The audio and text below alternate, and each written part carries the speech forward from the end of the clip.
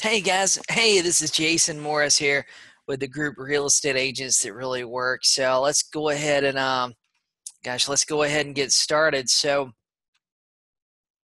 I'll tell you guys just a little bit about me, just real quick. So you guys, I know there's a few of you guys I've never seen your names and stuff before. You guys are on the call with us tonight. Um, I've been a real estate agent for 14 years in Myrtle Beach, South Carolina. Um, I think I've seen everything with the market. I've seen it go up, down, sideways. Those times where there's little pockets that are hot and the rest of the market's dead. I've seen things where, man, everything on the market was a foreclosure or short sale. I think I've seen literally every market situation you could see here in this one town. And through all of that, I've thrived. I've had a team that's been in the top 50 in North America that won awards. After I disbanded that team, I went on and as a successful agent myself. And guys, tonight what we're talking about is what will happen when the market shifts. What can you do about it? And how can you thrive? Right. So I tell you this: raise your hand on Zoom. Give me the thumbs up on Facebook if you want to make more money. Awesome, awesome. We got a few people there. How about you guys on Facebook? Go ahead and give me the thumbs up or give me some hearts if you're listening to this tonight because you want to make more money. Facebook lags a little bit sometimes. So guys, now this is all based on my experience. I read a lot. I follow everything. And I've been working in the real estate business over 14 years. So that's what this is based on. None of this isn't things my office gave me. This isn't things NAR gave me. This is stuff that I've personally witnessed in the real estate business. The first thing I want to talk to you about real quick, because some people, I think there's some agents out there, they don't really know what a market shift is. They haven't been through it. They haven't seen it. They don't know anything about it. So what happens when the market shifts? We're seeing this in places all around the country. And I got a few questions I want to get out of the way to begin with. But what exactly is a market shift? And guys, feel free to go ahead and ask questions. I'll get to them as we're talking, or I got some time for question and answer and stuff at the end that I've planned. But Ryan, he just said it. The market's already shifted. What it is a change in your market. The market can shift up, it can shift down, or the market can go sideways. Now here's the thing. The market's always moving. A lot of people don't quite get this, but the market's always moving.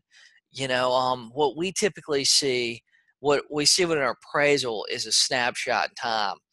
But now I think that the news that came out, I think last week or week before last, my weeks seem to be running together, but it talked about California sales being down like 11-12%.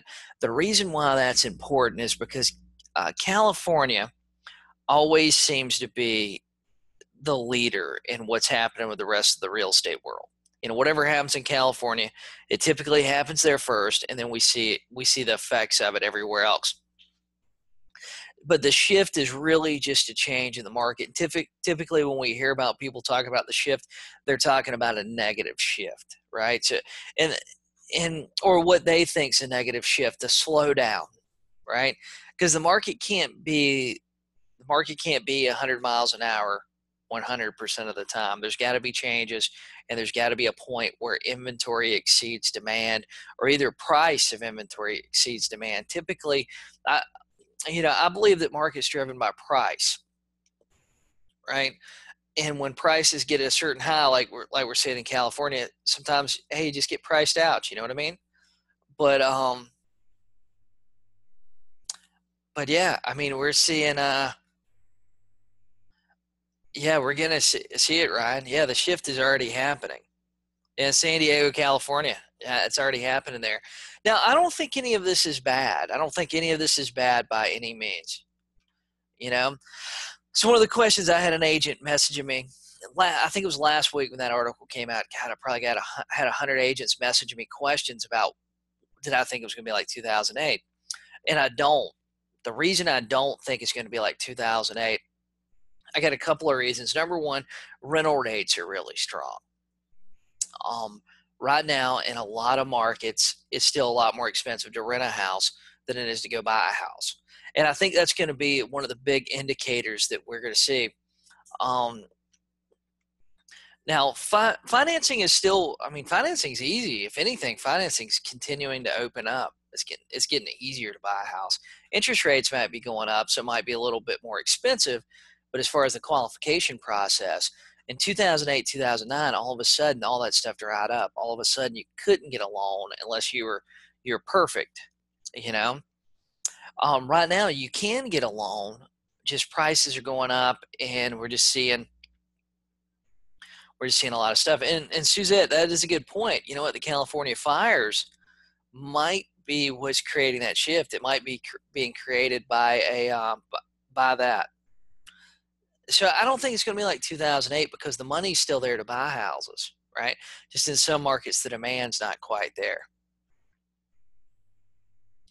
You know, one of agents. This has been a common question. I've had agents ask me, "Well, I have to quit the business, or should I quit now?" Um, Guys, I really believe that during the shift in the market, I think it's the time that we can all actually gain ground on our competition. We can gain market share, right? We can get that good foothold that we all talk about and think about, right? That when the market goes down, that's the time that you can make more money. But I'm going to get to that here in just a little bit. But I don't think it's the time to quit the business. And I don't think you should quit now. I think now's the time. Now's the time where you really need to buckle down. You need to get serious about the business, right? It's not the time to quit. So, and if you're a new agent, I believe you're going to need somebody to guide you, somebody that's seen that.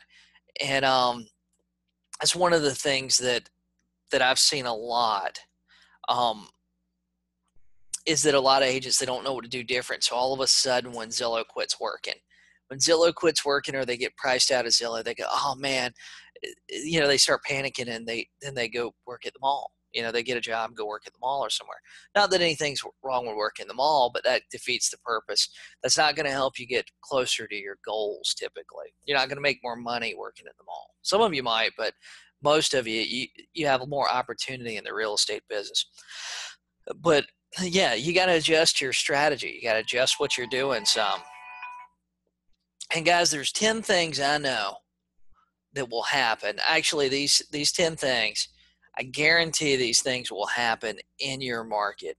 I had somebody ask me, they said, "Oh, when I was doing this," when I mentioned doing this, they said, "Oh, are you psychic?" I'm not psychic. I've just been in the business long enough that people's actions and things that I see in the market are going to be pretty predictable. So 10 things I know is going to happen. I 100% guarantee these things are going to happen in your market, and you're going to see it.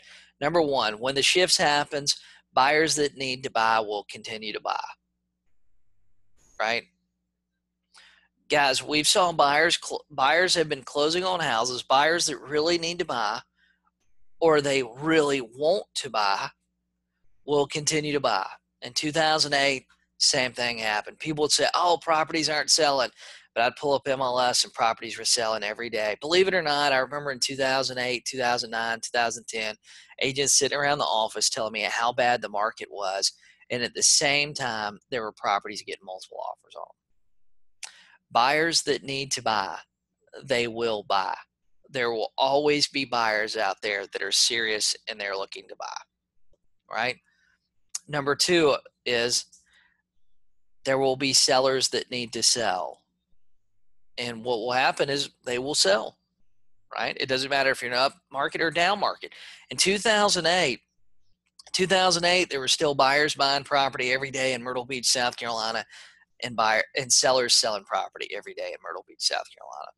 When you really look back and you look back at the transactions, for the number of agents that went down in our market, the number of transactions per agent really didn't change a whole lot. Average transactions per agent. And that's right, Paula. We're going to see more serious buyers come in the market. I think what we'll see some buyers that they'll feel like they need to get a deal, or they'll feel like that now's the time to get a deal. And there will be deals on the market, I promise you. When the market shifts, there will be sellers that they really got to sell. Some of them have to get a certain price, but a lot of them that have to get certain prices, they may be willing to offer certain incentives. They may be willing to offer certain things. Hey, John, there's going to be a lot of things that we're going to see, but buyers coming into the market, they're still going to come into the market. When we see prices go down, we'll see some of these buyers that have been on the fence a little bit. We'll see them getting off the fence. Number 3, guys, in your market, those offices that control the inventory when the market shifts, they are the offices that will win. They are the offices that will gain market share. They are the offices that will close business, just like in today's market. It's kind of the funny thing. Number 1, 2, and 3 are the same things. They're happening today. The offices in your market that control the most inventory are probably the top offices in your market. The agents, more than likely, for the most part, the agents with the most listings are the ones closing the most deals. Guys, when the shift happens, the offices that have the most listings, that control the most inventory, those are the offices that will close the most real estate. Those are the agents that will close the most real estate. I'm not telling you to switch offices. I'm telling you need more inventory, just like in today's market. However, inventory is going to change, right? So number 4. Now, this is good. Some of you guys put on the list of questions and stuff that you wanted to see less competition. There will be less agents. Raise your hand if you think that's a good if that's good, right? Got 5 or 6 people on Zoom already. Comment on Facebook if you think it's good. There will be less agents. Do you think there needs to be less agents? The shift will get rid of agents. So guys, number 1 through 3 are things we see in today's market. Number 4 is a positive thing about the shift. Most of the agents I talk to are really worried about it, right? Most agents are really worried about it, but from what numbers 1 through 4, number 1 through 3 is the same as today. Number 4 is, I'll tell you this, last time there was a big shift, the quality of agents went up, right? The agents that you didn't really care about the business, were just in it trying to make a quick buck, those went away. The agents you were left with were either really experienced, or if they were new, they were really smart. They're really smart. They really want to work hard, right? But there's going to be less agents. There's probably going to be some offices that close. Those offices that are barely hanging on now when the market's good, they'll probably go away. Number 5, the number 1 thing that will defeat most agents will be their own mindset. Gosh, you guys that have been following me for a while, you guys have probably heard this before. Carol asked a question I want to get to right now. Question about inventory. What does that mean, the office that has the most inventory? The office that has the most listings, Carol, typically in today's market, the office with the most listings probably is doing the most sales, or they're in the top of your market. And it's going to be the same way. When the market shifts, the offices that have the most inventory will probably sell the most listings, will probably sell the most real estate. The agents with the most listings will probably be the agents that sell the most real estate. The key to that is you need to go out and get more listings. It doesn't matter what market you're in, right? But guys, the number 1 thing that will defeat most agents will be their mindset. Because what's going to happen is we're going to see some negative newspaper articles, right? We've seen the one in California already. We're going to continue to see more of those. As the market shifts, whatever market you're in, you're going to see those negative articles. Okay, those articles are going to get passed around your office. If you're in an office with 100 agents, there's going to be some agents that buy into that. And it's like those articles put the fear of God into them, and they think they're going to be homeless and starving next week, right? They're going to 100% buy into that, and they're going to quit the business. most of the agents, the number one thing that will defeat most agents during the shift will be their mindset. However, the same goes today. Most agents that I see that are failing in the business, most of them, it's not their strategies. It's not that they don't have money. Yeah, Ken, I'll send out this recording. It's not that they don't have money. It's not that they don't have leads. It's their mindset is so poor. A lot of agents today are operating in the scarcity mentality. When the market shifts, there's going to be more inventory. There's still going to be the same buyers out there because I don't see lending changing, right? But it's going to be the exact same way. The mindset is going to be what defeats most agents. Number 6, raise your hand if you ever heard this one before. Sellers will ask you to reduce your commission. Have you ever heard that before? Give me a thumbs up on Facebook. Sellers will ask you to reduce your commission, right? Because it happens in a down market just like it happens in an up market. You know, the funny thing is, Christy, is that I started real estate 14 years ago, and I got a really good friend of mine. He told me he's been selling real estate for 30 years, and he's done it like in 3 or 4 markets. And it was kind of funny. We were talking about some of these things yesterday, and 30 years ago, they were saying that they had the exact same objection. Hey, I don't want to pay 6% commission. I don't want to pay X number of percent commission. I'll pay 3% if you bring a buyer, right? Right? When the market goes down, we're going to have the same thing. We're going to have sellers that are going to ask you to reduce your commission, the same as today. So what you need is, you need to know how to handle these objections. This is one of the things that I teach in my group coaching, how to handle these objections. Because guys, think about this. We'll get to number 7. Number 7, sellers are going to say, I don't want to list my property right now. Right? Or, oh, I don't want to list my property with an agent. How about that? I mean, it's pretty much the same thing, but let's go ahead and write it here for you guys that are in the recording. I don't want to work. Guys, how many of you guys have ever heard this? Give me a thumbs up. Yeah. I mean, I don't want to, guys, isn't this is the same thing we were here. This is the same thing we hear today, right? So far, the only thing that's been different than what we hear today is there's going to be less real estate agents. That's the only thing that's been different than what we actually hear and what we see today in today's market.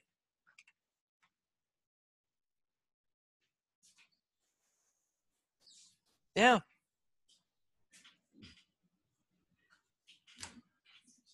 Hey, no problem. No problem, Michelle. But yeah, I mean, there really hasn't been anything really different except for less agents, which is good, right? It's good. We're going to get to some more exciting things here in just a second. Let's see.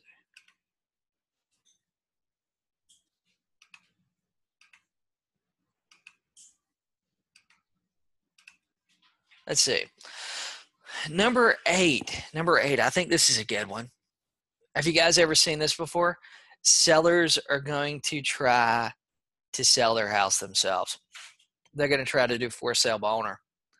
Have you guys ever seen that?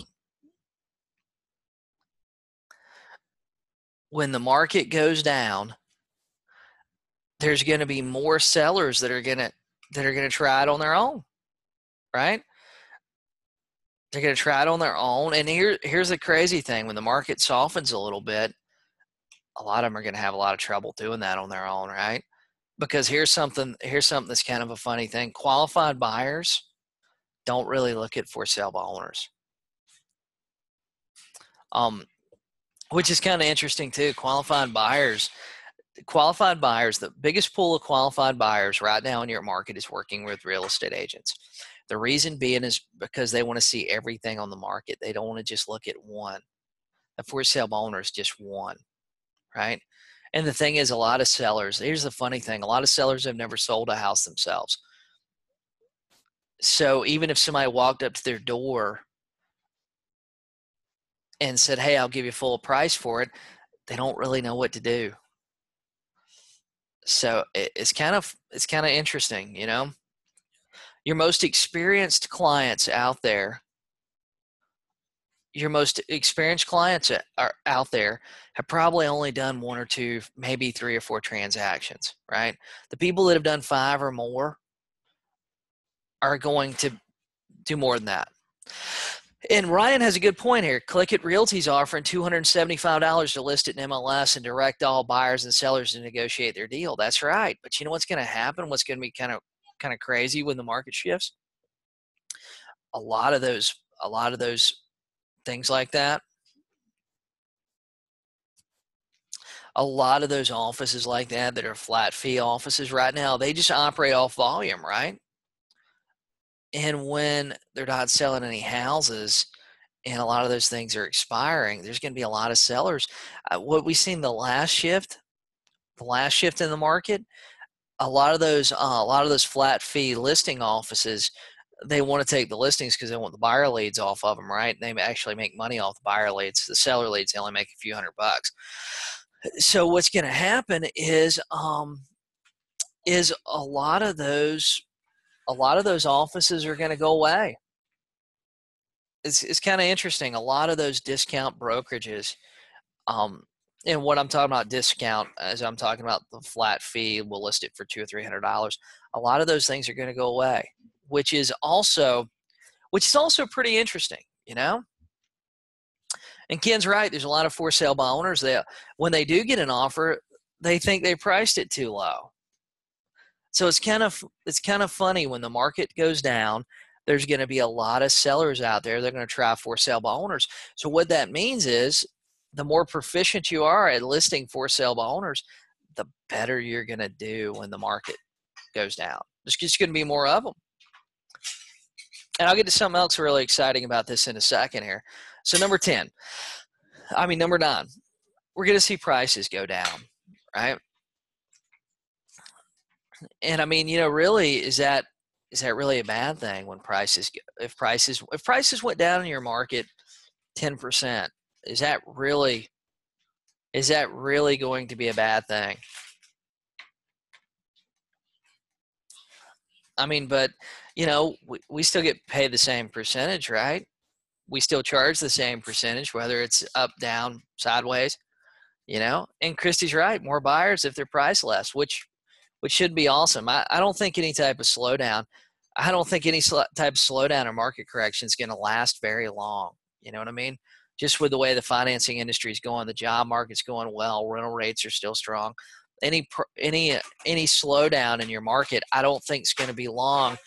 So we'll get what to do here in just a second. But number 10, days on the market will go up some.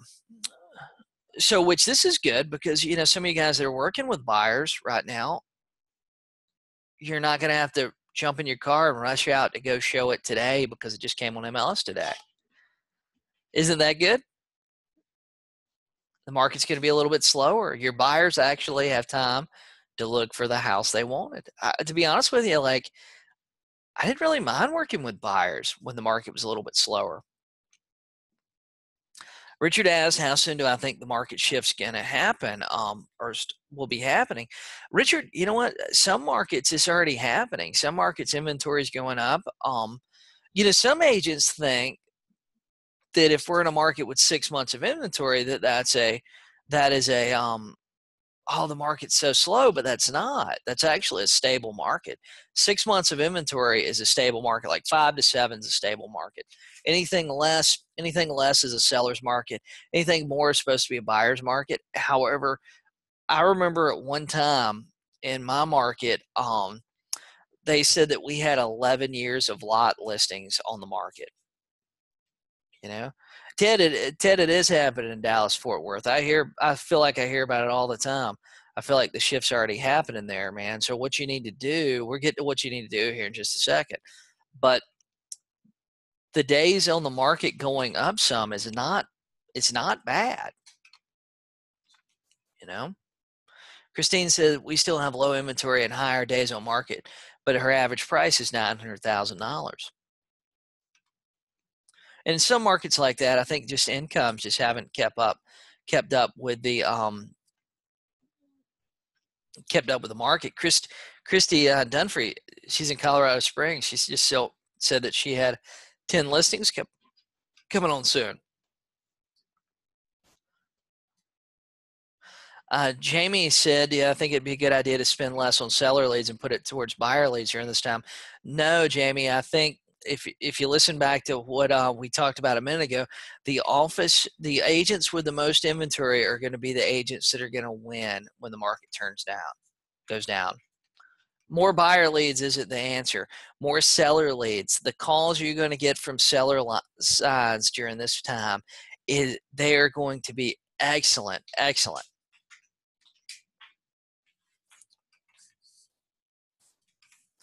So number 11. Well, this is just a point I wanted to make. This really at number 11, but here's the bottom line, guys. People are still going to use real estate agents, right? Yep, people are still going to use real estate agents, which is pretty interesting. You know, during the last peak, we always seem to be worried about what's going to be the real estate agent killer, and I don't really see where there is one. You know, LegalZoom was supposed to get rid of lawyers. You know, and as we can see, I think we have more lawyers. You know, Kim asked, are we going to have to relearn short sales again? You know what, Kim? Here's something for me. I thought short sales were fantastic. Every one of them that I got, if it was a primary residence with a big bank, I knew that it was like a guaranteed closing. That's how I looked at it. I just had to work through the paperwork. I didn't mind doing it when I knew that I was going to get paid for sure. You know, guys, so let's talk about your competition real quick. Then we're going to talk about you guys. And then we're going to do some question and answers. So this is 3 things, and I know this because I've seen this in the past. 3 things your competition is going to do. Yeah. Carmen asked, what about Opendoor? What about Zillow? What about OfferPad? What about Purple Bricks? You know what's going to be kind of interesting is some of those things we're going to see go away completely. Like, I don't believe we'll see Zillow go away, but some of those startups that were based around the market going up are not going to do so well when the market's going down. So they're going to have some of those things are going to have to change their business plan altogether. Some of them are just going to go away altogether. It's going to be kind of interesting. We're going to see some of these big real estate companies that are buying up offices left and right. That we're seeing, I think Compass was one of them I read about. We're going to see them like gain market share like crazy. But a lot of these tech companies that were based around the market going up, Compass, I think Compass Christine is going to grow like crazy. I mean, they're acquiring offices at an insane rate all around the country. So what's going to happen is as offices go down, sales go down with some of these offices, they're just going to be able to acquire more at cheaper prices. They're just going to get big deals. Yeah, Compass, though, they're going for more funding and more rounds of funding, but at the same time, they're expanding rapidly. It's hard to expand rapidly and be profitable for some of these things. So three things most of your competition is going to do. Oh, Redfin. Redfin's never made a profit, and they've spent. I've seen some kind of thing where they spent $600 million. And they still haven't made a profit. So I don't know what's going to happen to Redfin. At some point, somebody has to say, like, "Hey, stop." But yeah, there was an article. I want to say it was in Inman where it was about Redfin and the amount of money they spent. Might not have been Redfin, but they'd raised like $600 million, and they still haven't been profitable. So 3 things most of your competition is going to do. Number 1, most of your competition is just going to sit around the office and bitch about how bad things are. Think about that. I mean, there's some in every large office right now. If you go in the middle of the day, there's an agent sitting there, and all they're doing, it should be illegal. The broker in charge should kick them out of the office. Robin, that's right. That's what they're doing now. Those agents that sit around the office and talk about how bad the market is and stuff, the broker in charge or the office manager should go to them, team leader, and say, "Hey, look, you have to leave. You're no longer allowed to sit here all day in the office and talk about how bad things are, right? Guys, this is what's going to happen. This is going to be, and here's the thing, like right now, or in the past 6 months, past year, market's been good. So you got that one agent that just talks about how bad things are, right? But the market's good and everybody's making money again. So, but here's the thing, when the market goes down, we see the shift happen. We're going to see that agent bitching about how bad things are now. But here's the thing, all that's infectious. And now they've got newspaper articles and they've got things to back it up with. So it's going to infect other agents in the office. And what are they going to do? They're going to quit prospecting. They're going to quit showing up at the office and they're going to quit prospecting.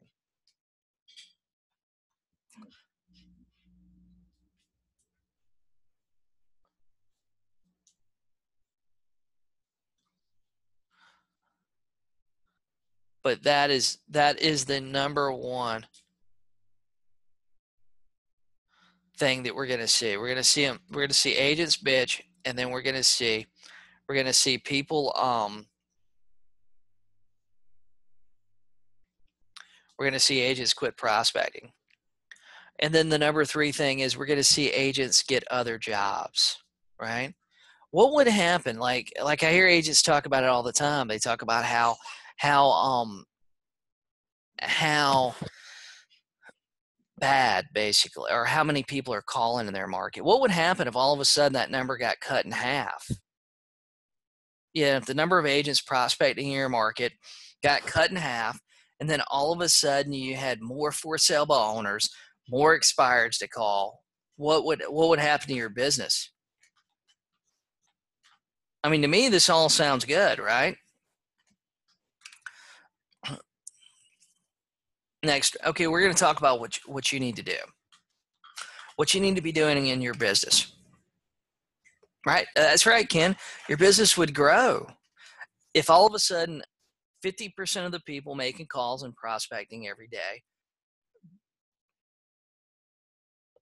got out of the business and they quit and they done other things. They went and worked somewhere else, or they just done nothing. They just quit prospecting because somebody in the office told them, "Oh, my market's slow." I had an agent message me the other day, and I'm not talking bad about her or anything or what she's doing, but she told me she had 5 or 6 listings and none of them were getting showings. She asked me what to do, and I said she needed to list more property. Right? List more property. Go back to those every 2 weeks. Price reductions. That's it. Oh yeah, that's a great one. Oh, I work for by referral only. Well, here's the thing. By referral only is completely unpredictable, right? We all want a predictable business. We all want to know how much money we're going to make next month. We want to be able to figure out how much money we're going to make next year. And you can't do that working only referral, and you can't do that working only your sphere of influence. Your brother, your sister, and your cousin can only buy so many houses a year. And the dentist that you're friends with can only refer you so many people. There's only going to be so many people that sit in his chair and talk about selling their house. So 5 things you need to do, 5 things you should be doing. You should be doing these now, but you should be doing them more in the future. Number 1, you got to stick to your schedule. You got to stick to your schedule. You got to work the days you plan to work. If you don't have a schedule, you need to create one. And you got to stick to it. That's a great one, Ken. Ken said, but by referral only, but the coaches tell me to. My other favorite one was, oh, well, I got a productivity coach. Well, how productive is your productivity coach? If they're not really telling you what to do, or they're telling you to do something that doesn't work, or it isn't predictable, But we got to stick to our schedule. We got to stick to the days that we're supposed to prospect, we're supposed to be prospecting, right? The days we have off are scheduled to have off, we can have off. If we had a job anywhere else, if we didn't show up for one day, it might be okay, right? I mean, call in, it'd be okay. If we don't show up 2 days, we probably need to have a good reason. We need to really be sick. 3 days, we probably need a doctor's note, right? 4 days, no doctor's note, no excuse, or the same excuse that we give ourselves because we didn't go to work this week or didn't go to work today. And by Friday, they would be interviewing for our job, to fill our job, right? To fill our position. As real estate agents, though, we think that we don't have to work on Monday, don't have to work on Tuesday. We can hang out Wednesday. Thursday, we can stop by the office. We count that as a day worked, right? And it's okay. That's right, Ryan. 4 days, man. You're at any other job, unless you're deathly ill and you're a key person that's been there for a while, 4 or 5 days, dude, you're fired, man. In the real estate industry, we cannot show up for a week, not tell anybody, not do anything, right? And we think it's okay. Christine, that's right. 40 hours a week of work, right? And half of doing the real estate business is show up and do what you're supposed to do. Your job is to talk to buyers and sellers, right? Just stick to your schedule. There's going to be a lot of agents they're going to get upset because the market's going down. Charlotte asked, well, Brad asked, is it important to go to the office every day? Brad, I'll tell you, for years I worked at home, and I had in a home office. I worked from home. Wasn't a big deal for me. Actually, I felt like I got more done working from home than I got working from the office, because I was avoiding that nasty person in the office, right? The person with the bad attitude, the person with the bad mindset, the person that, is just going to bring me down, right? There was no knocking on my door. Hey, do you have a minute? You know what I mean? I done really well working from home. We got a 1-year-old, and we found out we were having a 1-year-old. I went and rented a little office, which I've done that off and on during the whole time I've been in the real estate business. I wouldn't say I go there every day, but I think it's important to have a place to prospect uninterrupted. If you're looking for seller leads, I think, or even if you're just calling your buyer database, I think it's important to have a place uninterrupted. I think it's a bad idea too. I see a lot of offices, and Charlotte, I think that answered your question. I think it's important to have a place to be able to prospect uninterrupted. There's a lot of offices I see, and one of the things they do is they have these little tiny offices, and they try to pack, 3 or 4 agents in there. The problem with that is that if you pack 3 or 4 agents in there, sometimes you're going to be in the position where that other person's schedule, you're going to be screaming over each other, right? A lot of you guys, here's something too. Here's something too, is that a lot of you guys work in offices. Nobody uses the conference room. Why can't you schedule the conference room for an hour prospect or 2 hours to prospect?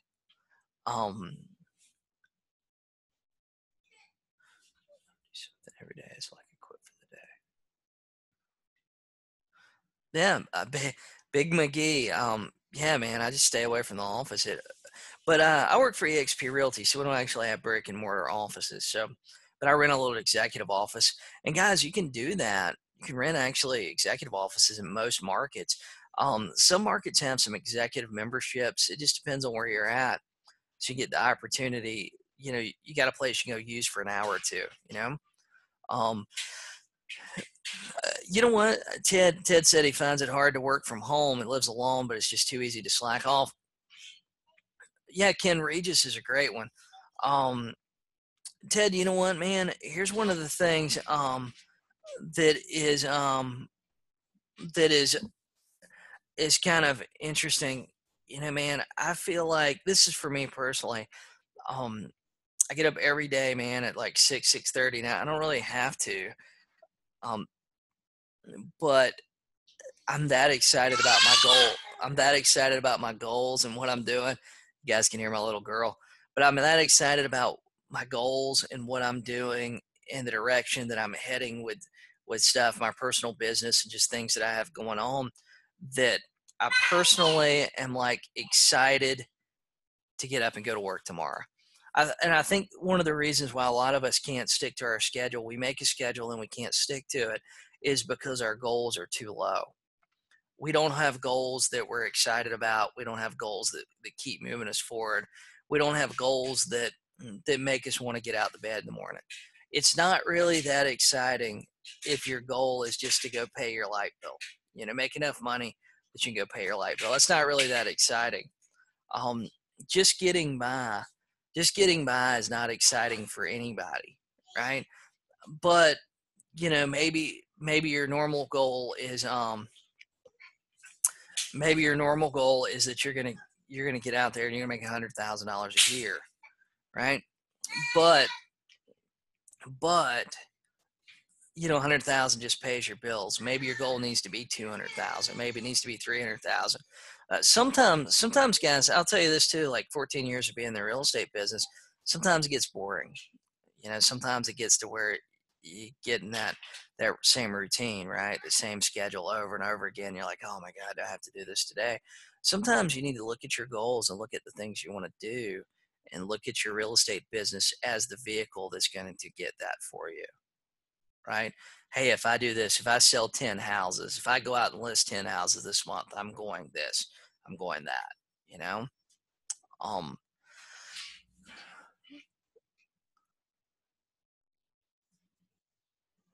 So guys, number two,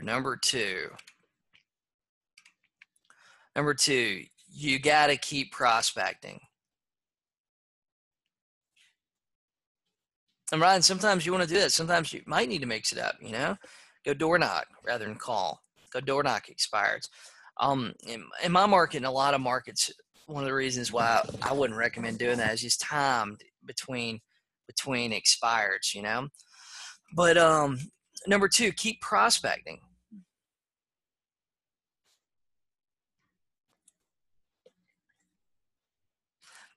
Carol, that's one thing here too, and this is one of the reasons why you got to prospect. Carol's question was, she follows me, but for the life of me, I can't figure out how to get enough referral-based clients that I'm comfortable to do real estate full-time.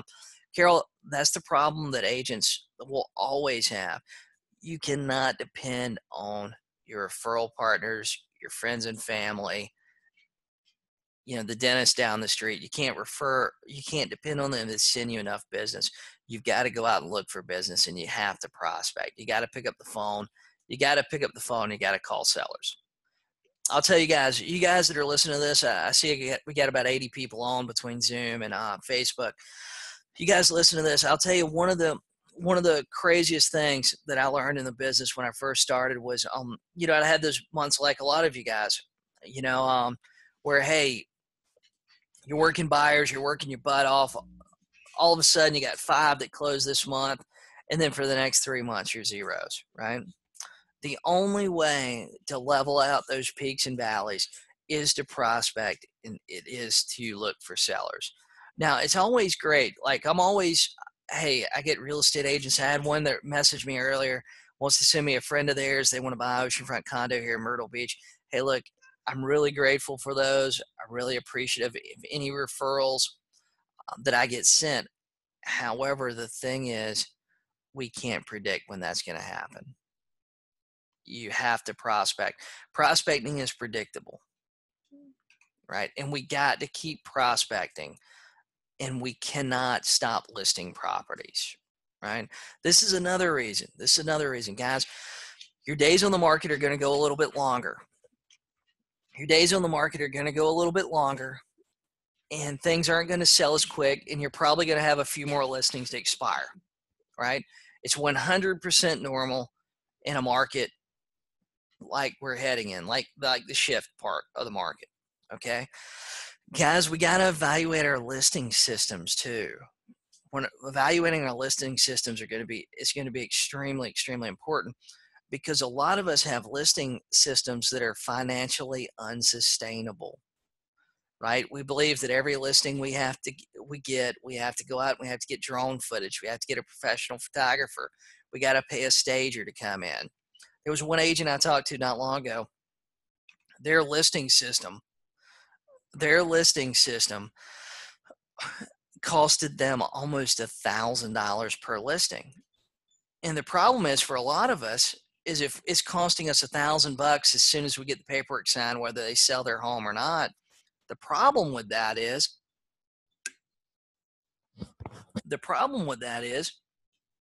we can't really do a whole lot of those. And Carmen asked, should we do any extra type of marketing for our sellers? The answer is no. What we need to set expectations. We need to set expectations, and you need to have a pre-listing package. You guys, if you guys don't have a pre-listing package, go to my website, Jason Morris Pre-Listing Package. You can download my template for free, right? But your MLS does so much in the form of syndication that is unbelievable. Does so much in the form of syndication, it's unbelievable.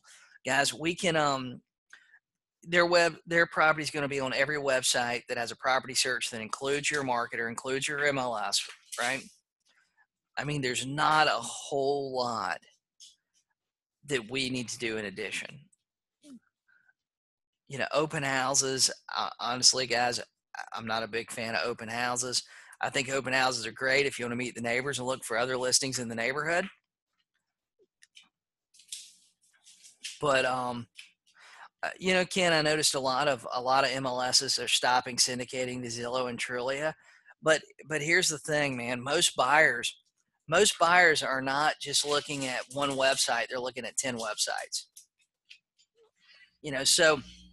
So that's something too that's going to be kind of interesting. That's something too that's going to be kind of interesting is that there's going to be something else that's going to come around. There's going to be a lot of innovation. There's always innovation during the down markets, but we got to keep prospecting. There's no magic bullet. There's no secret spell. There's no magic question or anything like that, or $1 million question. We got to keep talking to sellers. We got to keep talking to sellers, and we got to keep talking to buyers. That's right, Christy. Nobody really gets buyers from open houses. You might get a buyer. Typically, you won't get a buyer for that house. Every once in a while, but you got to do a lot of them. Number 3, guys, during the down market, we still have to follow up like crazy during the shift. We can't stop following up. We cannot stop following up. Hey, Jay, we can't stop following up. We still got to follow up. We still got to follow up our follow-up plan. We still know that every listing we take, we're going to get very few listings on the first call. First call is typically going to go, hey, I don't want to work with a real estate agent. Hey, I don't want to pay a real estate commission. Hey, no problem, but you do want to sell your house, right? Then we still have to follow up. We have to send our pre-listing package. We have to follow up, and we have to wait until they're ready. But we got to follow up. They're not going to call you back. Guys, this is a common question. This is a common misconception that a lot of us think. That we talk to a seller, and the seller goes, oh, well, I'll call you back in a week or two, and I'm ready. And then as real estate agents, we go, oh, they're going to call me back in a week or two, and they're ready. Guys, that does not happen. We got to keep following up. We got to call them because, guys, sometimes they just get busy, right? Sometimes they lose our phone number. Sometimes they forget our name. So our job is to stay in contact with them.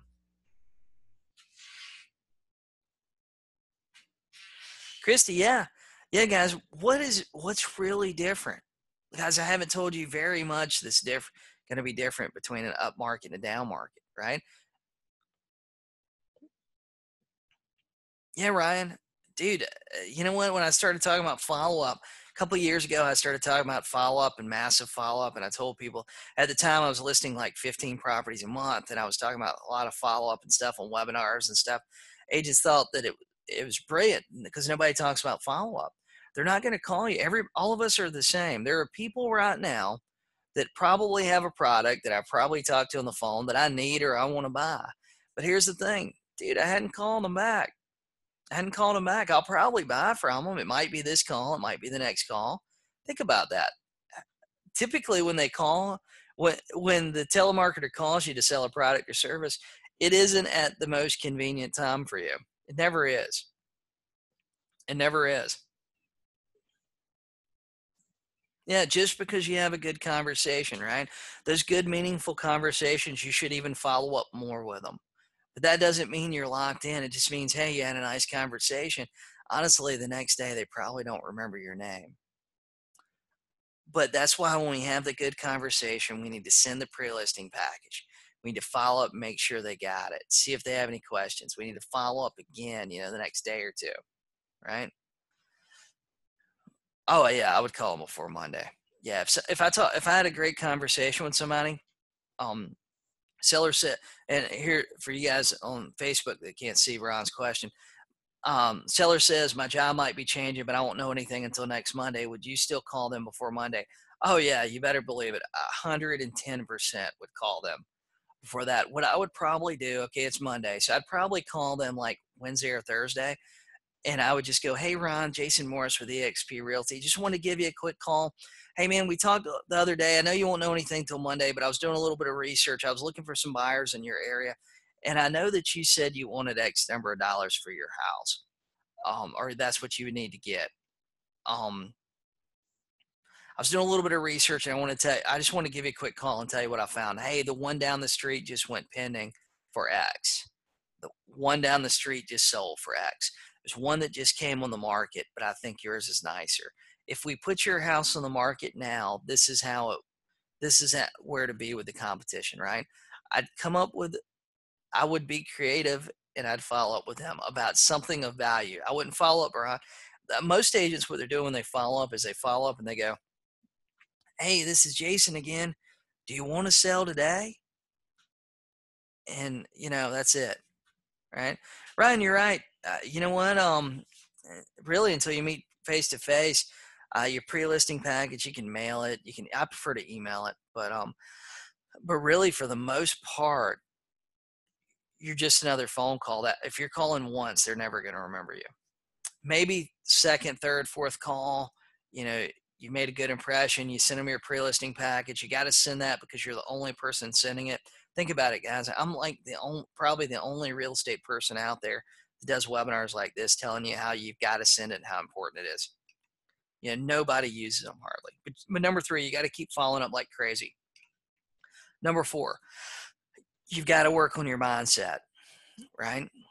And it's more important in a down market. It's important anytime, but in a down market, you're going to have more. You're going to just have more negative people. You're going to have more people telling you how the market's bad. You're going to have more people telling you how your plan won't work. You're going to have more people telling you, "Oh, you should get out of the real estate business." Do you know what you would? Do you know what you'd be really good at? You know, guys, you're gonna have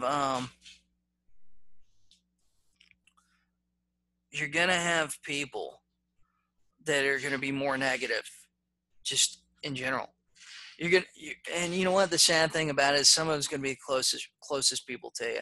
Some of it's going to be your spouse. Some of it's going to be your significant other. Some of you it's going to be your team member. Some of you it might be your team leader. It might be your broker in charge. Guys, you got to protect your mindset, right? You got to think about the things that you're listening to, the things that you're watching on TV, the things that you're reading, and you need to do all those things, right? And number 5, you need to join a coaching program. You need to get in some sort of program. It's going to help you guide you through the market, help keep you on track, and help you with what's really working. What's really working, what's really not working. You have to be in a program. And Osiris, you know what? A lot of us aren't in a down market, but it's coming. It's coming. It's already happened in major markets across the country. It's already happened in Atlanta, Dallas, California. There's a lot of markets. Just go down through real estate agents that really work and start reading some of the comments on the questions. A tremendous amount of markets right now are in that shift already. So guys, if you join my group coaching tonight, I'll give you 65% off. It's regular $99 a month. If you use the coupon code Agent Mastermind, it reduces the price to $35 a month. Just go to jasonmorrisgroupcoaching.com. So what questions do you guys have? I know I answered a lot of questions as we've been going through the stuff here, but what questions do you have? What things can I help you with tonight? What questions do you have about your market and the market changing?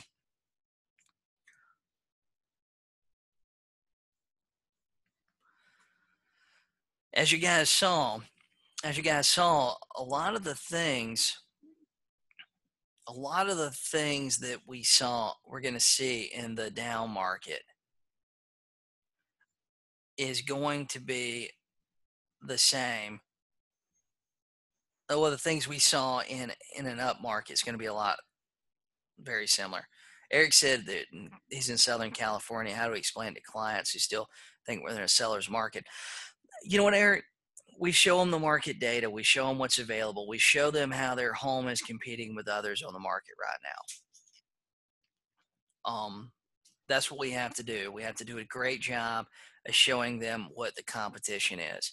When a house comes on the market cheaper than theirs, that's not the same as theirs or better, we got to call them and talk to them about it.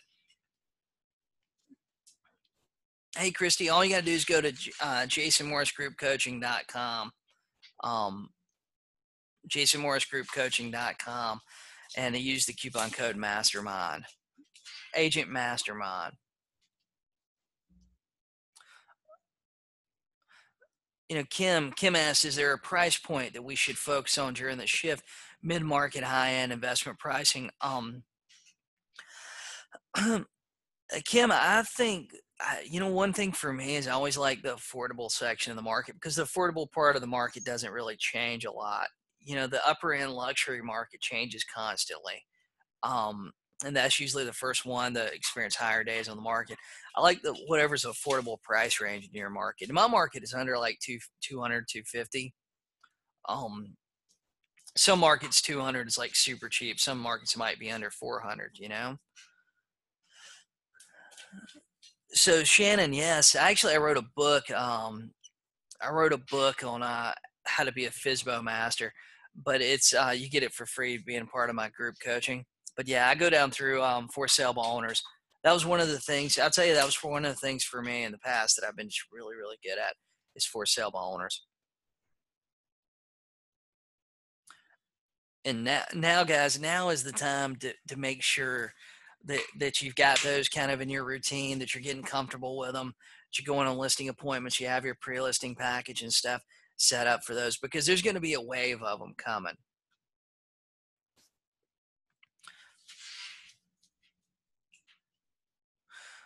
Ryan asked, if you had $300 to $500 a month to spend, where and what lead generation sources and marketing would you focus on that offer the most value? Oh man, if I had $300 to $500, Ryan, there's really only two things I ever recommend. If it were me, I would get RedX. I think RedX would be number one. I would get their expireds for sale by owners, and I would get their for rent by owners. And there's a recording. It's actually on my YouTube channel too, that I did, where I literally went down through the for rent by owner process. I literally done like the whole system for free, follow up and everything, man. For rent by owners is the forgotten lead source right now. But I would, Betsy, you can get my FSBO Master book. You can get it from Amazon. If you join my group coaching, the PDF version is free, but it's on Amazon.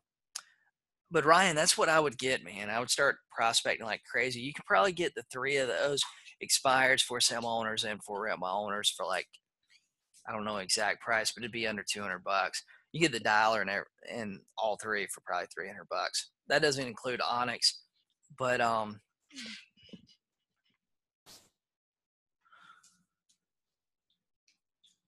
hey Tammy, Tammy was working on contracts and missed the beginning. I think that's fantastic. Just join. Where's the PDF? It's in the Facebook group. It's in the file section of the Facebook group. Make sure that you join that if you haven't. It's the Jason Morris Group Coaching Facebook group for my group coaching clients.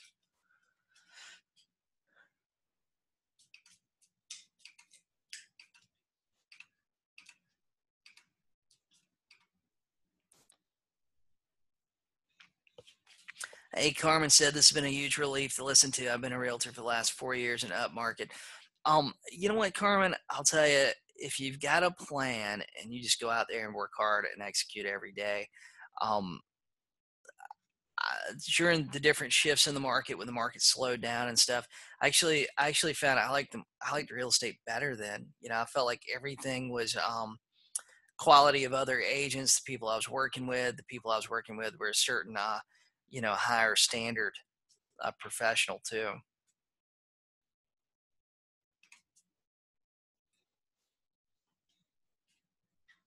Is there such a thing as an expired that should stay expired, an unsellable property with unflexible sellers? You know what? I don't know a name. It just says anonymous on there, so I'm assuming you called in or logged in anonymous on Zoom. But you know what? You always have sellers. You always have that seller that's a super asshole that won't allow the property to be shown, won't be flexible on the price. They won't do, usually when that happens, it's like the perfect storm of negative traits. um, I had a guy a while back that had a house that the house needed work. He was unflexible on the thing. He wanted to sell. Get this, he wanted to sell because his neighbors kept calling the police on him because they claimed he kept looking through their windows, which my guess is he probably was. Just after meeting him, my guess was he probably was. And then on top of it, he was just a creepy jerk, man. And it was just one of those that like no time ever worked for him, to show it. When we did show it, he was just so creepy that people didn't stay. He'd offer suggestions and things that were just so odd, that and he just would not. He'd never leave the house. It was wild, but you know what? The next agent may come along and relist his property. It expired with me, but the next agent may come along and list his property, and he may be like the perfect seller for them. You know what I mean? Um, Sometimes that difficult seller too, they want to sell. There's a reason they want to sell. Most people, human nature, we don't really like a lot of change, right? So we're not just going to pack up all our stuff and leave just for no reason. So going through the process of selling a primary residence, a personal residence, is tough. So I got this belief that most people are selling because of a problem. Our job is to help them fix their problem. And like sometimes, with agent number one, they're just not that motivated. Agent number two, agent number three, the problem gets a little bit bigger. You never know a year from now. I'll tell you this, like, I used to own a property management company. This was several years ago, and I had this one guy that I knew him before I managed property for him, and he was an okay guy. We weren't going to hang out or anything, but he's an okay guy.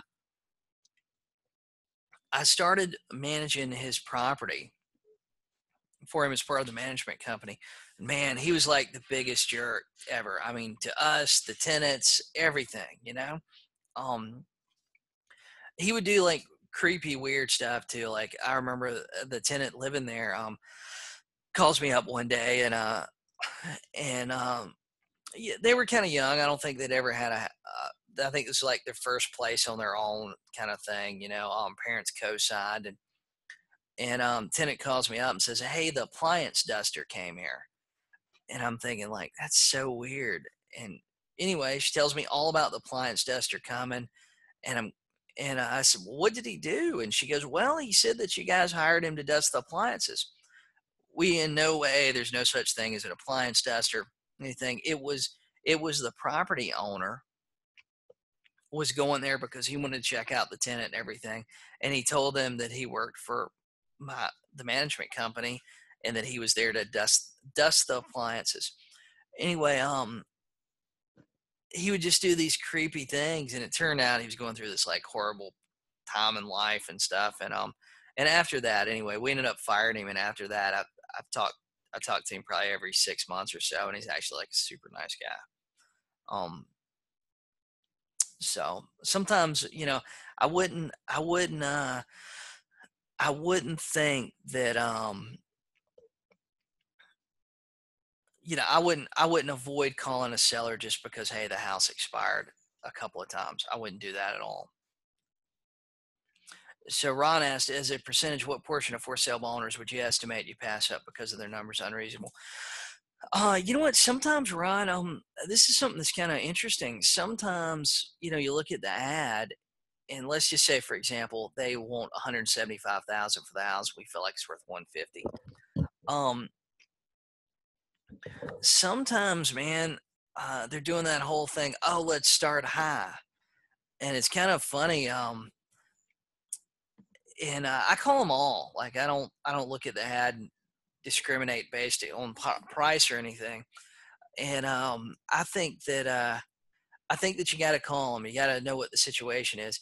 And sometimes, you can be just straight up with them. Just go, hey, Ron, I'm looking here and I'm doing some research here. And I know you said you wanted 175,000 for your house. And I'm looking and, I'm just not seeing 175,000. Is there some details that we've left out? And every now and then, there's something massive they left out. Maybe their house is on a beautiful pond. Maybe their house has the room above the garage they forgot to tell you about, stuff like that. So I don't think you know until you call.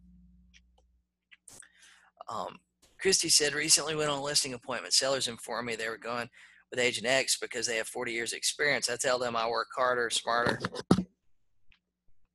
and a smarter new broker. You know what? Something I like to do, Christy, is I like to send over my pre-listing package. And when they tell me they're interviewing multiple agents, my number one line is, that is fantastic. I think that you should. And every agent that you interview, would you ask them for their marketing package too? That way you can lay them side by side and compare them to each other. And then when I show up to their house and they tell me the other agent didn't have a pre-listing package, I go, oh my gosh. So they didn't have a written plan to market your home? What are they going to do? And I like to look at them like I'm really confused by it, because, hey, as far as I'm concerned, if you don't have a written plan, then what are you going to do? Just stick a sign in the front yard and just hope something happens? They're going to use the hope strategy, Hey, Donna, thank you so much. I used to have a broker that called it poking and praying. They said they'd poke a sign in the front yard and pray something happened. And if they don't have a marketing plan, maybe that's what they're doing. I'll tell you, Christy, if you're not using a pre-listing package, you've got to. Christy asks, is it best to be the last agent interviewed? No, not necessarily. I mean, I like to be first. I like to go as quick as possible. Like I want to, if I talk to them today, I really like to go. If I talk to them at 10 o'clock in the morning, I really like to meet them this afternoon. I like being first. And lots of times the reason is because you show them the pre-listing package, you go through my whole listing presentation. If you're not in my group coaching, last week we went through the listing presentation 100%. I mean, everything from the way you walk up to the front door. I try not to leave any detail out. It's almost a 2-hour call. Usually they're an hour and they're on Thursdays, but that one was something I felt like it needed to just go longer. But if you have the process to go through, right, where you're confident, you know what to say. If you know what to say, everything's going to be okay. So I want to be first because I want to send over my pre-listing package. I want to show up. I want to be just a normal person, right? And then I want to go through the house with them. I want to go through my pricing strategy. I want to go through my net sheet. Then I want to go through my paperwork.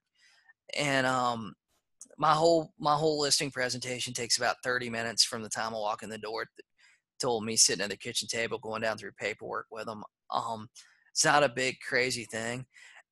And I think by doing that and just knowing what to say and what to do on listing appointments, you're gonna be able to convert a lot of those, even though you're the first agent. I'll tell you my favorite thing too is to go down through everything with them, go through my listing presentation with them, and look at them and say, hey guys, I know you wanted to meet some other agents, but were you happy with everything we talked about?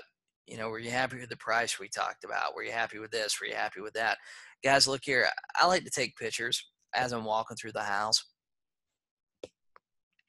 and just go ahead and tell them, hey guys, rather than you meeting that other agent, what if I go ahead and send him a pictures? If he's got a buyer, he still gets paid a commission, and we just go ahead and get started today. What do you guys think? And I like to have a lot of confidence with doing that. And the only way that you can do that is if you have a presentation that you've went through and that you've practiced and that you've went through over and over, a proven presentation. So, guys, what other questions you guys have? I got time for a couple more.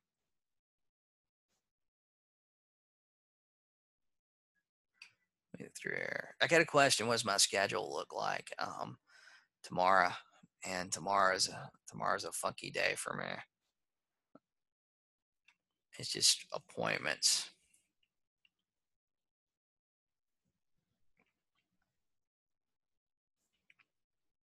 So guys, I really appreciate you being on the call with me today. If I get you to give me a little bit of feedback on it, what do you think about this? What do you think about these webinars? If you want to join my group coaching, just go to jasonmorrisgroupcoaching.com. Use the coupon code Agent Mastermind to get the discount. The link to my pre-listing package is jasonmorrisprelistingpackage.com. It's a hard one. JS, I'm going back through some of the things here real quick. Jay asked if I wholesale property. I do not, man. You know what? I don't like the idea of taking. I don't like the idea of getting a contract and not closing on it with intentions not to close on it. I just don't like that. And I think that you got to pick a team that you're on to a certain extent. I feel like there's a big gray area with wholesaling in the state of South Carolina. Some agents may not feel like this, but I feel like a lot of these guys are practicing real estate without a real estate license. That's the way I feel. But you know, they're promising a lot of things, and I think that you got to pick a hat. I don't think you can go in somebody's house and sit at their kitchen table and go, "Hey, I'll give you 60,000." Let's just say their house worth $100,000. You sit at their kitchen table and tell them you'll give them 60, and when they tell you no, you switch hats, try to switch gears, and go, "Hey, well, but I can list it and I can get you 89.9." And I see agents doing that. I just don't think that. I don't think that's right. I think that if you want to buy their house and you legitimately want to make them an offer for $60,000, make the offer. If it doesn't work out, it doesn't work out.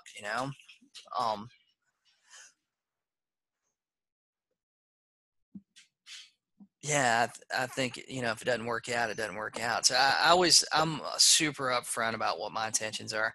I have people that ask me all the time. They say, "Oh, are you coming? Are you coming with a buyer?" No, ma'am, I am not coming with a buyer to your house today. No, I am not coming to buy your house today. Right? I think I'm painfully upfront.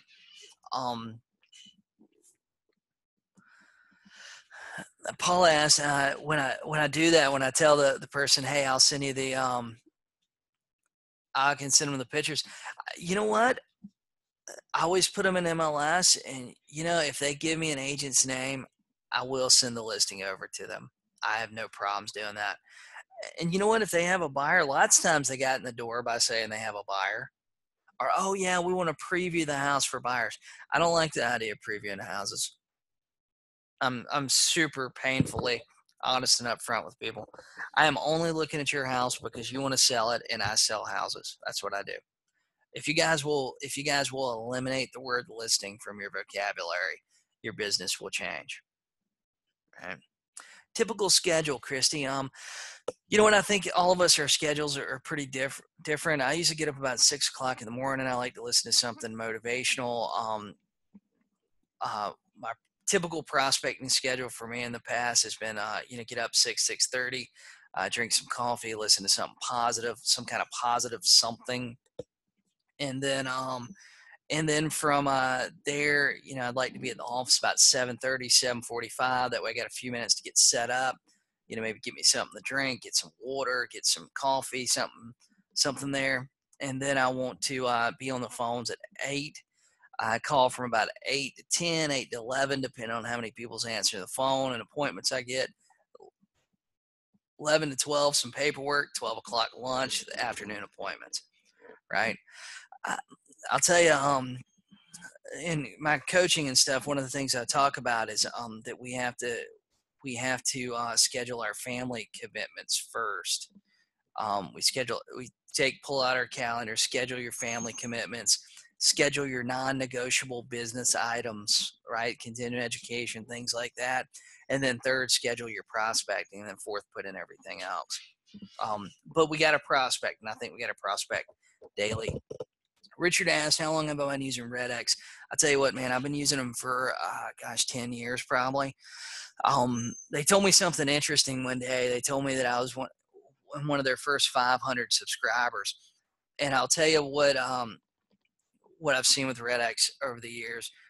Every time I change, or every time I've been offered some crazy deal, and I got this big group, guys. I'll tell you what, I get offered free stuff all the time, right? And every time I've thought, hey, I'll try something else, I always go back to Red X. They're consistent. They have consistent best numbers out there. And if you guys are listening to this, you call them, you tell them I sent you, and they'll waive the $150 setup fee.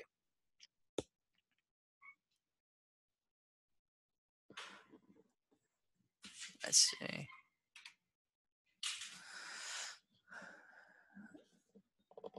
Hey, Patty asked, what did I mean by putting, and I'm assuming you're talking about the pictures.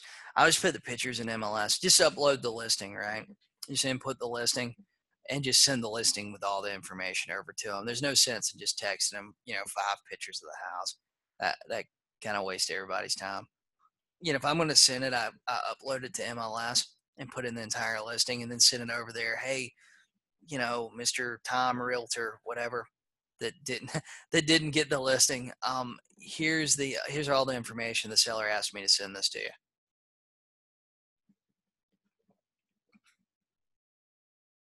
I hope that answered your question. Let's see.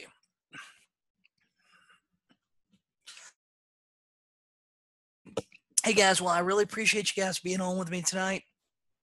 I hope you guys have a fantastic night. I hope you got a lot from this, and I will talk to you all soon. Have a great day.